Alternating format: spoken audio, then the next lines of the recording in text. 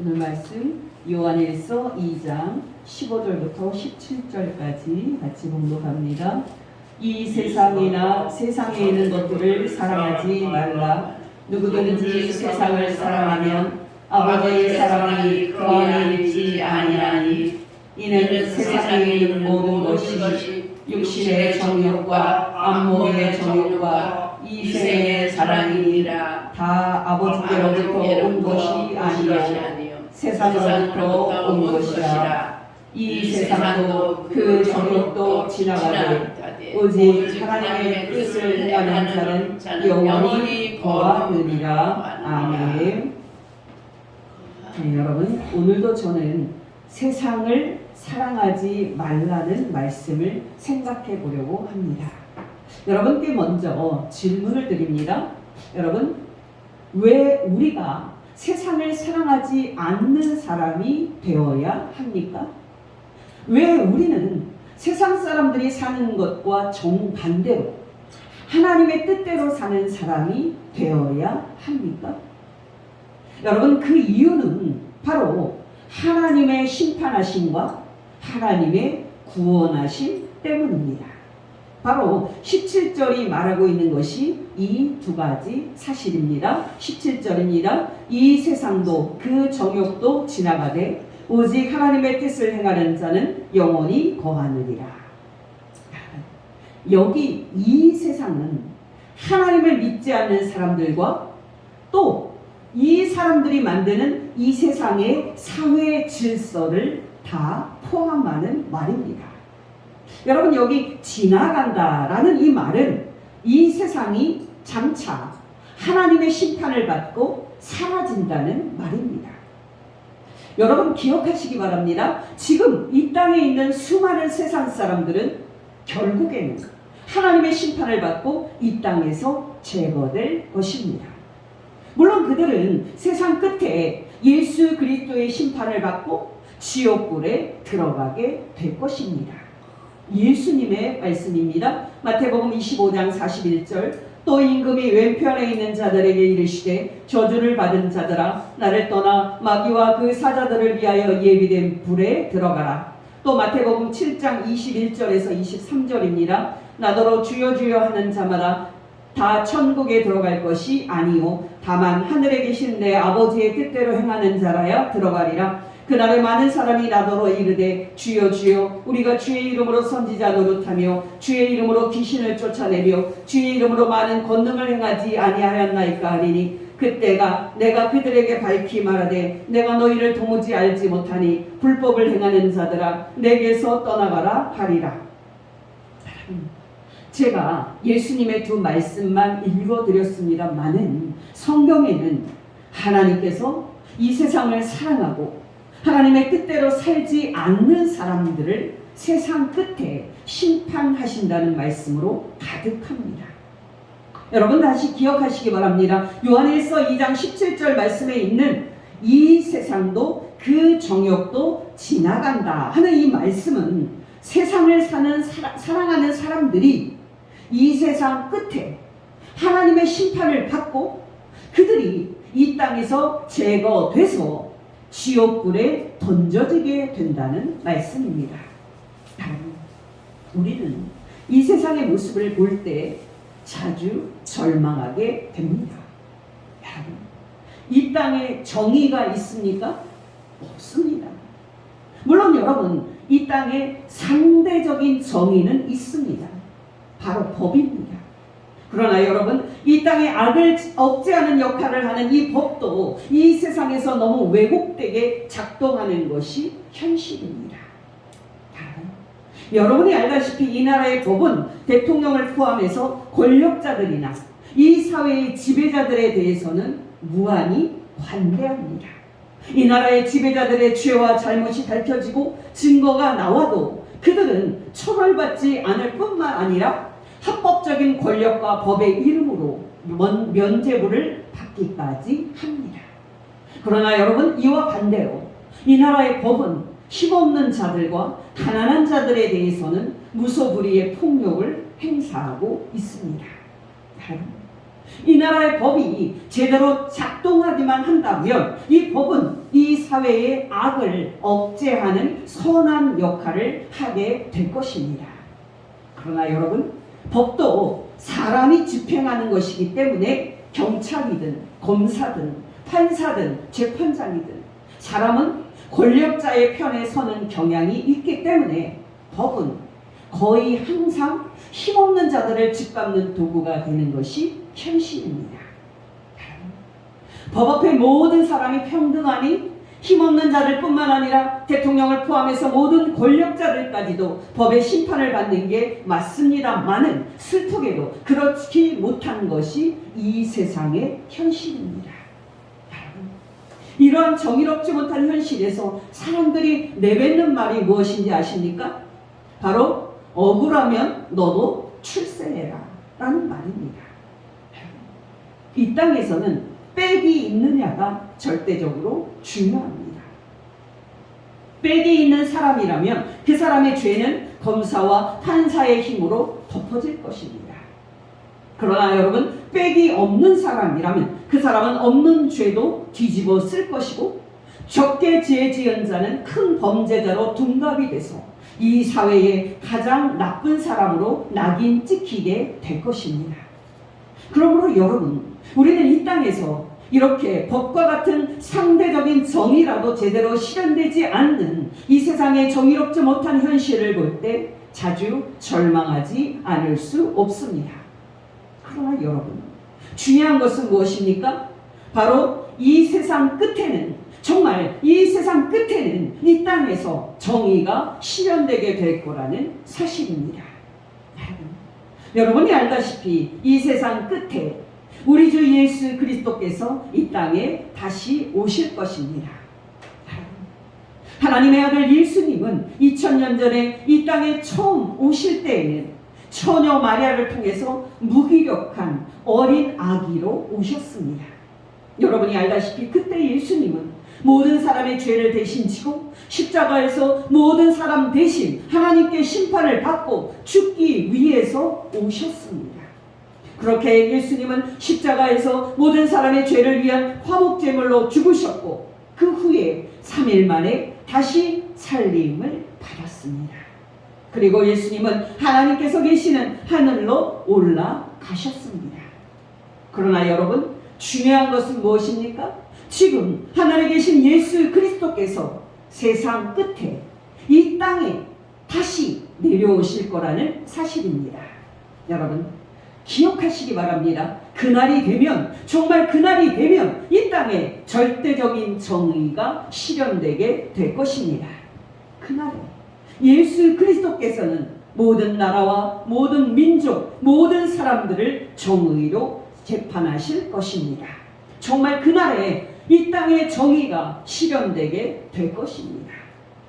그동안 이 세상에 살면서 돈과 권력과 명예를 좋아하고 그 권력으로 자기 재산을 늘리고 가난한 사람들을 짓밟은 이 세상의 불의한 권력자들을 예수님께서는 심판하시고 그들을 지옥불에 던져 넣으실 것입니다. 여러분, 그날에는 이 세상의 불의한 권력자들과 불의한 세상 사람들이 눈물을 흘리면서 예수님께 용서를 빌겠지만 그들은 예수님으로부터 철저히 거절을 당하고 지옥불에 던져지게 될 것입니다. 여러분, 바로 그날이 성경이 말하는 최후의 심판날입니다.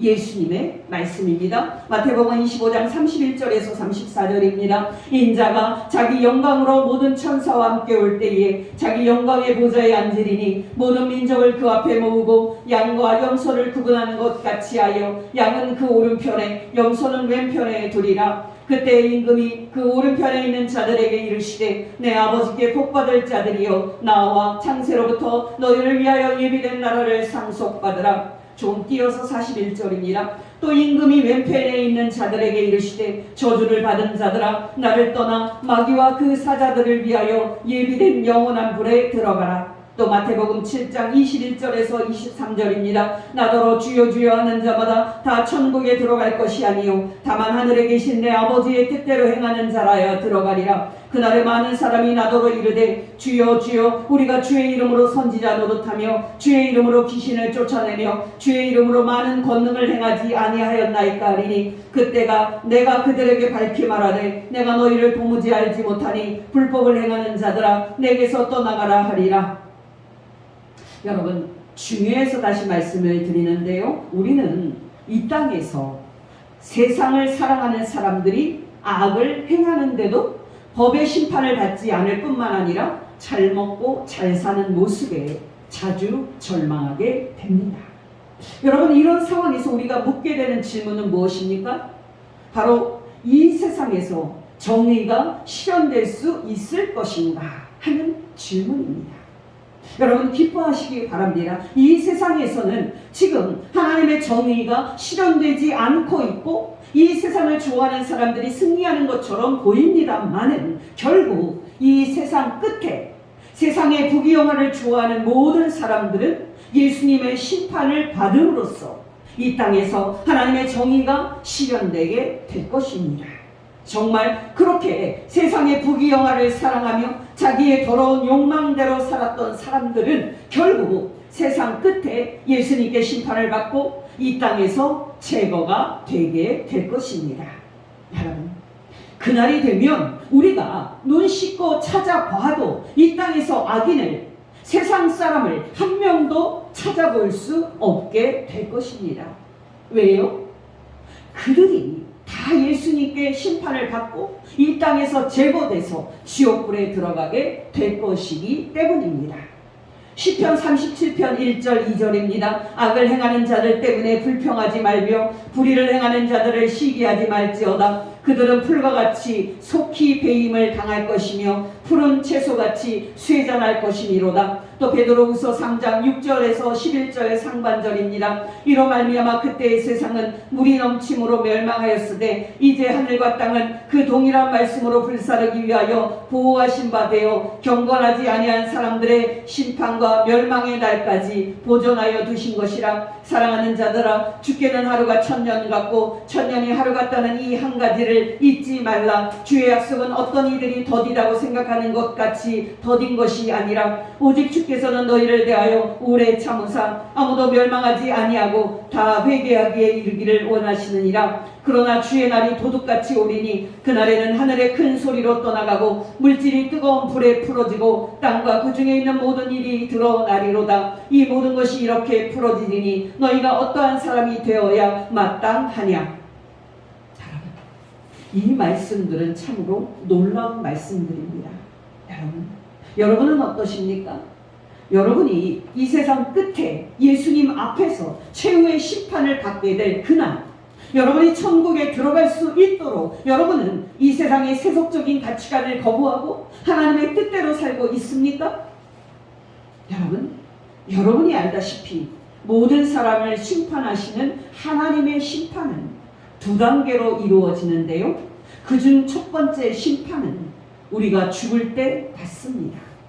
또 두 번째 심판은 세상 끝에 예수님이 다시 오셨을 때 받습니다.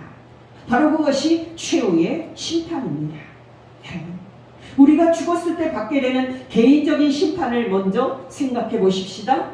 여러분, 우리가 죽었을 때 하나님이 심판이 있다고 말하는 성경 말씀을 들어보십시오. 히브리서 9장 27절입니다. 한 번 죽는 것은 사람에게 정해진 것이요 그 후에는 심판이 있으리니. 여러분 중에는 우리가 죽을 때 받는 하나님의 심판과 세상 끝에 우리가 받게 되는 예수님의 최후 심판이 어떤 관계가 있는지 궁금해하는 분이 있을 것입니다. 이와 관련해서 지금은 짧게 말씀을 드립니다. 여러분, 간단하게 말씀을 드려서 우리가 죽은 다음에 받게 되는 하나님의 심판은 임시적인 심판입니다. 여러분이 알다시피 사람이 죽었을 때 예수님을 믿고 하나님의 뜻대로 산 사람들의 영혼은 그들의 몸을 떠나 천당에 갑니다. 그러나 죽었을 때 예수님을 믿지 않고 세상을 사랑하면서 살았던 사람들의 영혼은 그들의 몸을 떠나 음부의 불 속으로 들어갑니다. 그러나 여러분, 이렇게 죽은 다음에 그들의 영혼이 각각 천당과 음부에 있는 사람들은 세상 끝에 다시 부활해서 예수님의 최후 심판대 앞에 다시 서게 될 것입니다.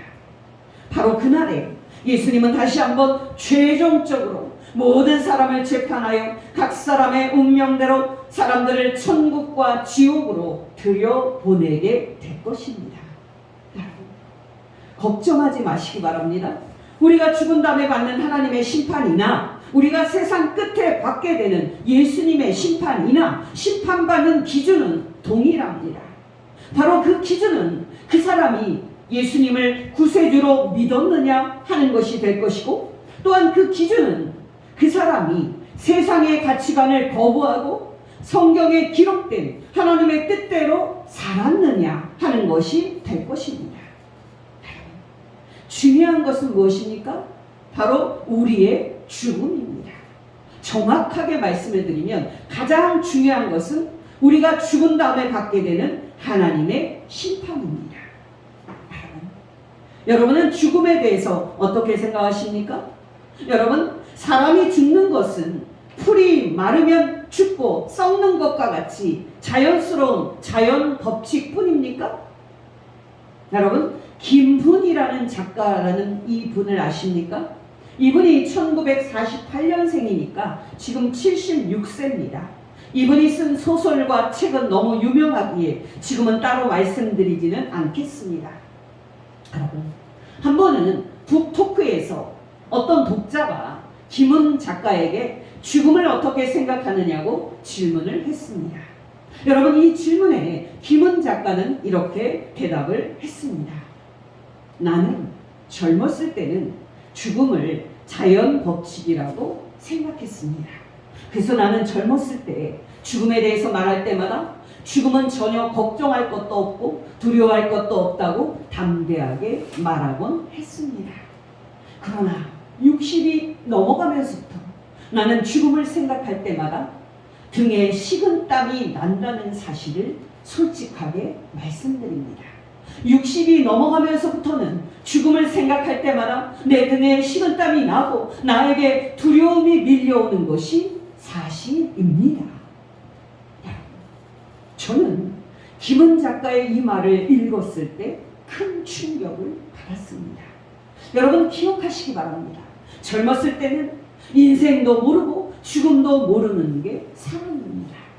여러분, 몸에 피가 끓어오르고 마음은 이루고 싶은 세속적인 욕망으로 가득 차 있는 젊은이에게 죽음이 피부에 와 닿겠습니까? 절대 와 닿을 일이 없습니다. 그러나 여러분, 나이가 들면 달라집니다.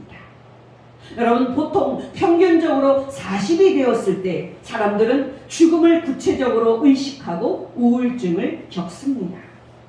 이제 나도 죽음을 향해 가는구나 라는 엄연한 사실을 실감하게 됩니다.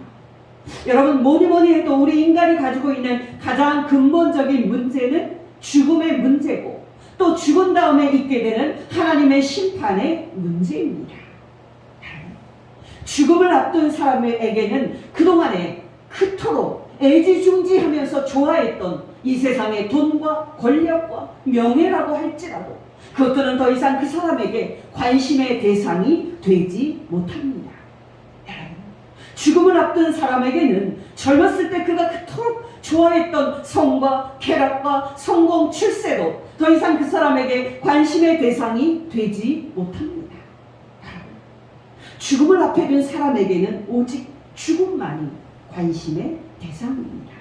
죽음을 앞에 둔 사람에게는 죽은 다음에 어떤 일이 일어날 것인가 하는 것만이 관심의 대상입니다. 삼성을 창업한 이병철 회장이 죽기 한 달 전에 한 신부님을 찾아갔습니다. 그 만남에서 이병철 회장은 신부님에게 죽은 다음에 천국과 지옥이 정말 있습니까? 하고 질문을 했습니다. 구체적으로 말씀을 드리면 이병철 회장이 그 신부님에게 물은 질문은 4가지였습니다. 첫째, 신이 존재한다는 것을 어떻게 증명할 수 있습니까? 둘째, 신이 태초에 하늘과 땅을 창조했다고 하는데 그 사실을 어떻게 증명할 수 있습니까? 셋째, 성경이 신의 말씀이라는 것을 어떻게 증명할 수 있습니까? 마지막으로 넷째, 죽은 다음에 천당과 지옥이 있다는 것을 어떻게 증명할 수 있습니까? 여러분, 중요한 것은 무엇입니까? 바로 죽음을 앞에 둔 이병철 회장에게 유일한 관심사는 돈과 권력과 명예가 아닌 죽음과 죽음 다음에 있게 될 영혼의 운명이었다는 사실입니다. 여러분은 어떠십니까? 여러분은 지금이라도 하나님께서 오라 하시면 하나님 앞에 갈 준비가 되어 있습니까? 여러분, 종교학자 중에 서강대 철학과에서 오래 강의하다가 은퇴한 길희성 교수라는 분이 있습니다. 이분이 대한민국 학술원 회원이니까 얼마나 뛰어난 학자인지 알 수 있습니다. 이분이 지금 80이 되었는데요. 넓게 말해서 이분은 예수님을 믿는 분이라고 말할 수 있습니다만은 이분은 오직 예수님만 믿어야 천국에 들어갈 수 있다고 믿는 정통신앙을 소유한 분은 아닙니다. 근데 여러분, 이 길희성 교수가 젊었을 때부터 지금까지 평생 붙잡고 씨름해온 문제가 무엇인지 아십니까? 바로 신이 존재하느냐 하는 문제였습니다. 또 죽은 다음에 영혼이 어떻게 되는가 하는 문제였습니다. 중요한 것은 무엇입니까? 바로 죽음의 문제가 우리 인간에게 가장 중요한 문제라는 사실입니다. 어떠십니까? 여러분은 지금이라도 하나님 앞에 갈 준비가 되어 있습니까? 여러분, 기억하시기 바랍니다. 지금 이 세상에서는 부귀영화를 좋아하고 자신의 더러운 욕망대로 산다고 해도 권력만 있으면 법의 심판도 받지 않고 평생 잘 먹고 잘 살 수 있습니다. 그러나 여러분, 그 사람은 절대로 죽은 다음에 있을 하나님의 심판을 피하지 못할 것입니다. 러시아의 대문호인 톨스토이가 쓴 참회록에는 인생을 비유해서 말한 유명한 우화가 있습니다. 여러분도 이 우화를 한 번은 들어보셨을 겁니다. 어떤 나그네가 광야를 지나가다가 사나운 사자 한 마리를 만났습니다. 이 나그네는 급히 피해야겠다고 생각을 해서 마침 근처에 있는 물이 없는 우물 속으로 들어갔습니다. 그리고 그 우물 속 돌틈에서 자라난 조그만 그 관목 가지에 매달렸습니다. 이 나그네는 이렇게라도 해서 자기가 사나보다 하고 생각하면서 안도의 한숨을 쉬고 있었습니다. 그러나 여러분, 그 안도의 한숨은 곧 공포와 절망으로 바뀝니다. 왜요? 바로 그 우물 밑에서 큰 뱀이 큰 입을 벌리고 있으면서 그 사람이 떨어지기만을 기다리고 있었기 때문입니다. 또 자기가 매달려 있는 나무를 검은 쥐와 흰 쥐 두 마리가 이빨로 쏠고 있었기 때문입니다. 그가 우물 밑으로 떨어져서 뱀의 밥이 되는 것은 시간 문제였습니다. 또 여러분, 우물 위를 쳐다보니까 사자가 잡아먹으려고 그 사람을 내려다보고 있었습니다. 큰일이구나. 정말 진퇴양난이구나. 내가 정녕 살 길이 없단 말인가 하고 그가 탄식하고 절망에 사로잡혀 있을 때 이 사람은 주위를 둘러보다가 나뭇잎 끝에 흐르고 있는 그 몇 방울의 꿀을 발견합니다. 그리고 그 꿀을 혀로 핥아먹고 즐거워합니다. 톨스토이는 우리가 사는 인생이 바로 이렇다고 설명을 했습니다. 여러분이 알다시피 나무를 야금야금 이빨로 썰고 있는 검은 쥐와 흰 쥐는 각각 밤과 낮을 가리킵니다. 인생은 어떻게 말해도 결국은 밤과 낮이 계속 바뀌면서 시간이 가고 결국 그 시간의 끝에 죽는 것이 인생입니다. 그런데 여러분, 놀라운 사실이 무엇입니까? 죽음을 앞에 두고 있으면서도 그 죽음의 사실을 잊은 채 달콤한 몇 방울의 꿀에 취해서 사는 것이 바로 인생이라는 사실입니다. 이 얼마나 어리석은 것입니까? 조금 있으면 죽어서 지옥에 갈 텐데 그 사실을 잊은 채 잠시 몇 방울의 꿀과 세상 즐거움에 빠져 살고 있으니 이 얼마나 어리석은 것입니까? 여러분, 중요한 것은 이 어리석은 나그네처럼 이 세상에 헛된 돈과 권력과 명예에 취해서 사는 사람들이 너무 많다는 겁니다. 기억하시기 바랍니다. 이 세상의 부귀영화는 잠시입니다. 여러분, 사람이 오래 살아도 100살입니다. 여러분, 대답해 보십시오. 이 세상에서 잠시 100살 동안 모든 쾌락을 누리다가 지옥에 들어가서 영원히 멸망당하는 것이 낫습니까? 아니면 이 세상에서 자신의 더러운 욕망을 절제하고 고생스럽더라도 하나님의 말씀대로 살다가 천국에 들어가서 영원히 사는 것이 낫습니까? 말할 필요 없이 후자가 더 나을 것입니다. 그러나 여러분, 현실은 어떻습니까? 죽은 다음에 하나님의 심판을 받고 지옥에 들어가게 될 거라는 사실을 잊은 채 잠시 이 세상의 몇 방울의 꿀과 이 세상의 즐거움을 위해서 살고 있는 것이 대부분의 인생입니다. 여러분, 이것은 정말 심각하고 무서운 문제가 아닐 수 없습니다. 그렇다면 여러분, 화제를 바꿔서 왜 우리 그리스도인들은 이 세상 사람들처럼 살면 안 되고 성경에 기록된 하나님의 뜻대로 살아야만 합니까?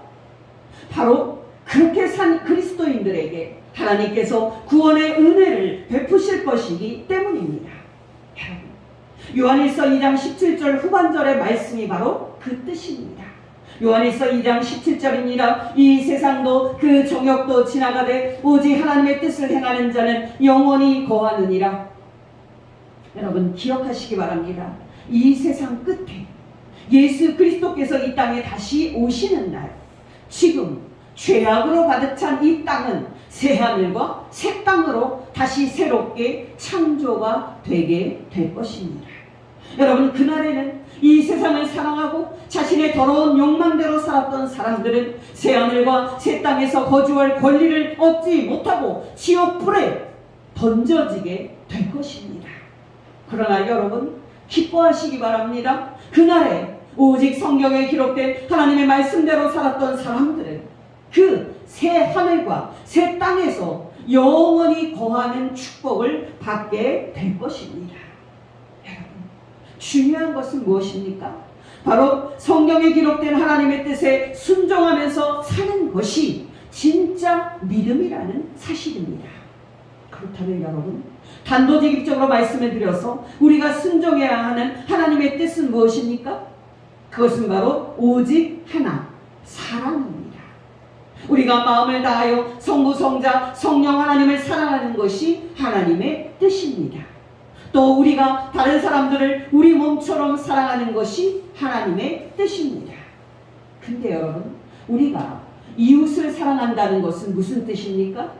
여러분, 이 말씀의 의미를 그리스도인들이 잘 알고 있는 것 같지만 사실은 그 의미를 모르고 있는 것이 오늘날 한국교회의 현실입니다. 여러분께 분명히 말씀드립니다. 우리가 이웃을 사랑한다는 것은 어떤 이념과 관계없이 하나님이 창조한 다른 사람들을 인간으로서 그들의 인권을 존중하고 그들의 생존권과 사회권을 인정해 주는 겁니다. 여러분이 알다시피 우리 민족은 동족이 서로 죽이는 피비린내나는 6.25 전쟁을 겪은 민족입니다. 여러분, 솔직히 말씀을 드려서 한국 교회는 이 분단 사상에서 조성된 반공 사상에 지금 깊게 물들어 있습니다. 여러분, 이 반공 사상이 왜 무서운지 아십니까? 바로 반공 사상은 원수도 사랑하라는 예수님의 말씀을 무력화시키는 사상이고, 빨갱이는 죽여야 될 놈이라는 악한 사상을 퍼뜨려서 사람들 간의 갈등과 대결을 부추기고 다른 사상을 가진 사람들을 아무런 죄책감도 없이 막 살인하도록 부추기는 그런 사상이기 때문입니다. 사람을 미워하고 사람을 죽이는 것이 사랑입니까? 여러분, 우리는 이념이 다르다는 이유로 6.25 전쟁 동안 같은 동족을 무자비하게 죽였습니다. 6.25 전쟁 이후 한국에 세워졌던 여러 보수 정부에서는 이념과 사상이 다르다는 이유로 수많은 사람들을 잔인하게 학살되었습니다. 지금 여러분께 구체적으로 말씀드릴 수는 없습니다만은 한국 보수 정부의 민간인 학살에는 반공사상의 대변인으로서 갈등과 대결을 부추겼던 한국 교회가 깊이 연루가 되어 있습니다. 그 대표적인 사건이 제주 4.3 학살입니다. 여러분, 이런 부분들은 앞으로 한국교회가 하나님과 민족 앞에 반드시 회개해야 하는 부분입니다. 중요한 것은 무엇입니까? 그동안 한국 역사 속에서 한국교회가 실패했던 그 역사를 지금 한국교회가 똑같이 반복하고 있다는 사실입니다. 여러분, 첫사람 아담이 에덴 동산에서 쫓겨난 후에 가인과 아벨 두 형제를 낳습니다. 이 두 형제 사이에 어떤 일이 일어났습니까? 바로 형 가인이 동생 아벨을 들판에서 쳐 죽였습니다. 여러분, 이것이 에덴 동산 밖에서 사람이 하나님께 지은 첫 번째 죄였습니다. 창세기 4장 8절입니다. 가인이 그의 아우 아벨에게 말하고 그들이 들에 있을 때에 가인이 그의 아우 아벨을 쳐 죽이니라. 여러분이 알다시피 요한 1서는 우리에게 사랑하는 삶을 살라고 말하고 있습니다. 요한일서 3장 11절입니다. 우리는 서로 사랑할지니 이는 너희가 처음부터 들은 소식이라. 여러분, 12절은 이어서 사랑하는 것이 무엇인지를 이렇게 말합니다. 정말 놀라운 말씀입니다. 가인같이 하지 말라. 그는 악한 자에게 속하여 그 아우를 죽였으니 어떤 이유로 죽였느냐? 자기의 행위는 악하고 그의 아우의 행위는 의로우니라. 우리는 이 말씀을 정말 명심해야 합니다. 어떤 이념과 사상이든 어떤 이유와 명분으로도 다른 사람을 미워하고 죽이는 것은 사랑이 아닙니다. 정말 어떤 이유와 어떤 명분으로도 다른 사람을 혐오하고 살인하는 것은 사랑이 아닙니다. 여러분, 제가 왜 이 말씀을 드리고 있는지 아십니까? 지금 한국에서 해방 이후에 극심했던 좌우 대립의 상황이 그대로 재현이 되고 있기 때문입니다. 그때 김구, 여운형 같은 기라성 같은 민족 지도자들이 안타깝게도 암살로 죽었습니다. 여러분, 우리는 사랑하라는 하나님의 뜻에 순종하면서 살고 있는지 정말 우리 자신을 살펴보아야만 합니다. 여러분, 우리가 하나님의 이름을 부르면서도 다른 정치적인 입장을 가진 사람들을 혐오하고 그들을 죽여야 할 악의 대상으로 생각을 한다면 우리는 입으로만 하나님을 믿는다고 떠들 뿐 실상은 하나님을 대적하고 있는 겁니다. 여러분께 분명히 말씀드리건대 사랑하라는 하나님의 뜻에 거역하면서 다른 사람들을 죽이려고 하는 자는 장차 천국에 들어가지 못할 것입니다. 여러분, 기억하시기 바랍니다. 우리 민족의 이 적대적인 분단 상황 속에서 한국교회와 한국 그리스도인들이 걸어가야 할 길은 남북한 간의 대결을 부추기는 것이 아닌 남북한 간의 전쟁으로 가지 않도록 남북한을 화해시키는 중재자의 길입니다. 세상의 정치가들은 이 분단 상황을 이용해서 자신의 정치적인 이익을 얻으려고 할 것입니다. 그러나 여러분, 사랑하라는 하나님의 뜻에 순종해야 할 우리 그리스도인들이 가야 할 길은 그런 길이 아닙니다. 우리는 남북한이 서로 화해하고 협력하도록 좋은 중재자가 되어야만 합니다. 여러분, 기억하시기 바랍니다. 교회 일주일에 한 번 나와서 예배드린다고 신앙인이 아닙니다. 교회에서 직책을 받고 봉사를 많이 한다고 신앙인이 아닙니다. 그 사람이 이념과 사상이 다르더라도 그 사람을 사랑하는 것이 신앙인입니다. 정말 그 사람이 종교와 민족이 다르더라도 그 사람을 사랑하는 것이 신앙인입니다. 남북한 간에 긴장이 고조되고 전쟁 위기로 치달을 때에 남북한 간의 중재자가 돼서 긴장과 전쟁 위기를 낮추는 것이 바로 신앙인입니다. 여러분께 이렇게 큰 틀에서 사랑하라는 하나님의 뜻의 의미에 대해서 말씀을 드렸으니까 이제 개인적인 적용으로 마지막으로 말씀을 드립니다. 여러분, 다른 사람을 사랑한다는 것은 앞에서도 말씀을 드렸듯이 다른 사람들의 인권과 생존권을 인정해 주는 겁니다. 우리말 속담에 콩 한 쪽도 나눠 먹는다는 말이 있습니다. 우리는 식사할 때마다 음식을 주신 하나님께 감사드려야 할 뿐만 아니라 우리 주위에 혹시 밥을 먹지 못하는 사람이 없는지도 신경을 써야 합니다. 여러분, 우리는 추운 겨울에 따뜻한 방 안에서 지낼 때 따뜻하게 지낼 수 있는 공간을 주신 하나님께 감사드려야 할 뿐만 아니라 우리 주위에 춥게 지내는 분이 없는지도 신경을 써야 합니다. 우리는 이 추운 겨울에 따뜻한 방에서 살면서 이 거처를 주신 하나님께 감사드려야 할 뿐만 아니라 이 추운 겨울에 감옥에서 고생하는 분들도 신경 써야 합니다. 우리가 구정을 맞이하여 가족들을 만나서 웃고 있을 때 하나님께 감사드려야 할 뿐만 아니라 어려운 환경에서 울고 있을 사람들도 생각해야 합니다. 기억하시기 바랍니다. 신앙은 말로 때우고 종교생활로 때우는 것이 아닙니다. 신앙은 우리의 마음과 우리의 돈과 호주머니로 하는 겁니다. 감리교회의 창시자인 요한 웨슬리는 우리의 호주머니가 회개하기 전까지는 우리의 회개가 진정한 것이 아니라고 말했습니다. 여러분 자신을 점검해 보시기를 바랍니다. 여러분, 이 세상의 돈과 권력과 명예를 사랑하고 입으로만 하나님을 믿는다고 말하는 형식적인 종교인들이 오늘날 얼마나 많은지 모릅니다. 그런 사람들이 장차 천국에 들어갈 수 있을까요? 천만의 말씀입니다. 오직 이 세상의 부귀영화와 자신의 더러운 욕망을 거부하고 다른 사람을 사랑하라는 하나님의 뜻에 순종하면서 산 사람들만 천국에 들어가게 될 것입니다. 여러분, 그날에는 스스로 신앙이 있다고 자부했던 사람들이 놀랍게도 예수님으로부터 나는 너를 모른다 하는 말을 듣고 천국에 들어가지 못하는 일들이 있을 것입니다. 여러분, 기억하시기 바랍니다. 여러분, 이 세상에서 의미 있는 것은 오직 하나입니다. 우리가 성경에 기록된 대로 다른 사람을 사랑하라는 하나님의 뜻에 순종한 우리의 행동만이 하나님 앞에서 기억될 것입니다. 여러분은 어떠십니까? 여러분은 혹시 이 세상에 헛된 돈과 권력과 명예를 얻으려고 애쓰는 세속적인 사람들은 아닙니까? 여러분은 정말 그런 것들의 노예로 살고 있지는 않습니까? 여러분은 정말 이 세상의 세속적인 가치들을 똥과 같이 여기고 이웃을 사랑하라는 하나님의 뜻에 전심으로 순종하면서 살고 있습니까? 여러분께 권면드립니다.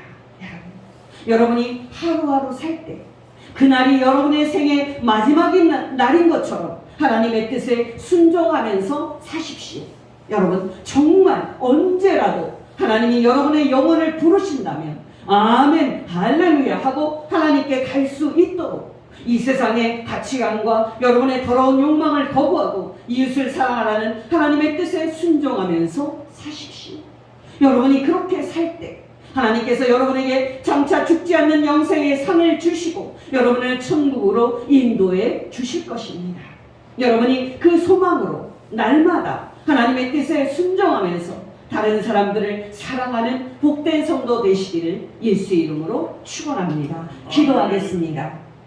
하나님 아버지, 오늘 말씀을 통해서 세상을 살아가는 사람들을 하나님께서 반드시 심판하실 것과 또한 하나님의 뜻대로 사는 그리스도인들을 하나님께서 반드시 구원하실 것을 가르쳐 주신 것 진심으로 감사를 드립니다. 하나님 아버지, 우리에게 성령님을 부어주시사 우리가 이 세상에서 잠시 죄악의 낙을 누리다가 하나님의 심판을 받고 지옥에 들어가는 이 사망의 길을 거부하고 성경에 기록된 하나님의 뜻대로 이웃을 우리 몸처럼 사랑하는 생명의 길을 가게 하여 주옵소서. 하나님 아버지, 이때 우리에게 소망을 부어주시사 잠시 이 세상에서 살 때에 고생스럽겠지만 우리로 하여금 이 세상의 헛된 부귀영화와 우리의 더러운 욕망을 거부하고 천국에 들어갈 소망으로 이 세상을 사랑하지 않고 우리의 악한 욕망을 따르지 않고 하나님의 뜻대로 살게 하옵소서. 예수님의 이름으로 기도합니다. 아멘.